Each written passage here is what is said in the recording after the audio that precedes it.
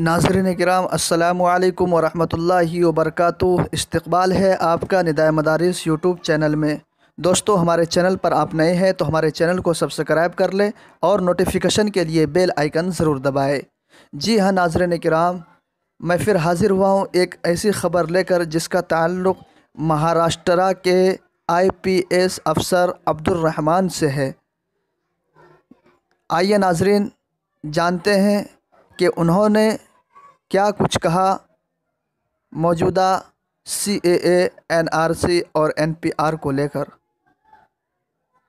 NRC और CAA का मिलाप मुसलमानों के लिए ख़तरनाक। मैं उस वक्त तक इस्तीफ़ा वापस नहीं लूँगा जब तक ये मसाइल बरकरार है। IPS अफसर अब्दुल रहमान NRC और CAA पर एहतिजाजन इस्तीफ़ा देने वाले IPS अब्दुल रहमान से हालत हाज़िरा पर गुफ्तगू। जी हाँ नाज़रीन किराम, IPS अफसर जो है अब्दुल रहमान महाराष्ट्र के अफसर थे।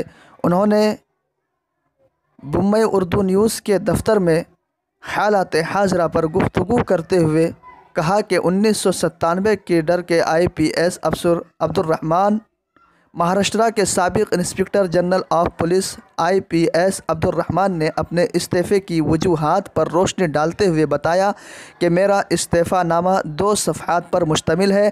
इसमें मैंने बहुत ही वाज़ेह तौर पर कहा है कि NRC हिंदुस्तान के 80% गुरबा, अक़लियतों, बिछड़ों और दलितों के ख़िलाफ़ है और CAA मुकम्मल तौर पर गैर आइनी है। यह आइन के बुनियादी सेकुलर ढांचे और आइन के आर्टिकल 25, 21 और 14 के ख़िलाफ़ वर्जी करता है। मैंने ये भी कहा है कि अगर NRC और CAA को एक दूसरे से जोड़ दिया जाए तो यह हिंदुस्तान के मुसलमानों के लिए बेहद ख़तरनाक बन जाता है।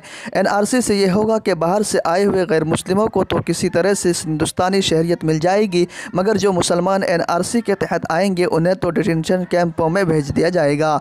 ये सब बातें मेरे इस्तीफ़े की वजह बनी। इस सवाल पर कि हुकूमत का उनके इस्तीफ़े पर क्या रद्द अमल रहा, उन्होंने बताया अभी हुकूमत के रद्द अमल का पता नहीं चला है।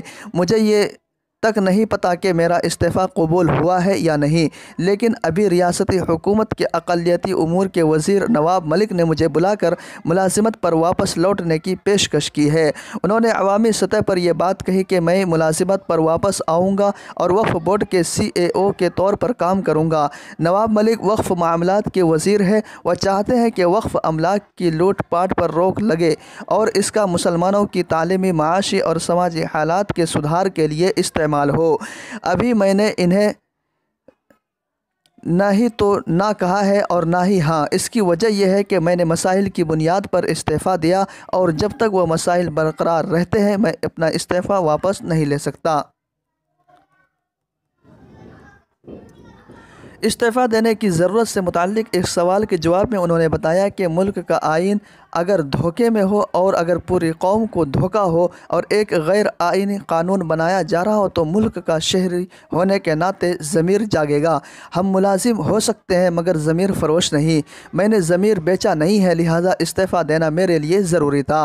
उन्होंने मज़ीद बताया कि सिर्फ़ NRC और CAA का मामला ही नहीं है। 2014 से अगर हम देखें तो पता चलता है कि ये सरकार मुसलमानों की शबिया को बड़ा ख़राब बना कर पेश कर रही है।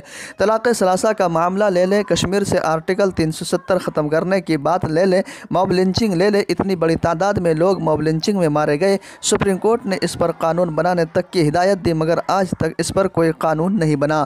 सरकार के मुतासिबाना रवैये ने मुझे किसी न किसी हद तक मुतासिर किया और मैंने इस्तीफ़ा दिया। अपनी बात को आगे बढ़ाते हुए IPS अफसर अब्दुल रहमान ने बताया कि NRC और CAA ने मुझे ज़्यादा मुतासिर किया क्योंकि मुल्क गिर सतह पर उन्हें लागू करना गैर ज़रूरी है। उन्हें किसी बद मकसद के लिए मुल्क पर ला दिया जा रहा है।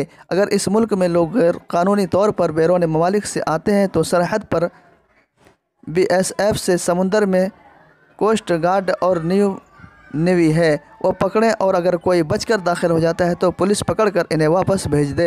इसके लिए मुल्क के 130 करोड़ लोगों को कतार में खड़ा करने का मतलब क्या है?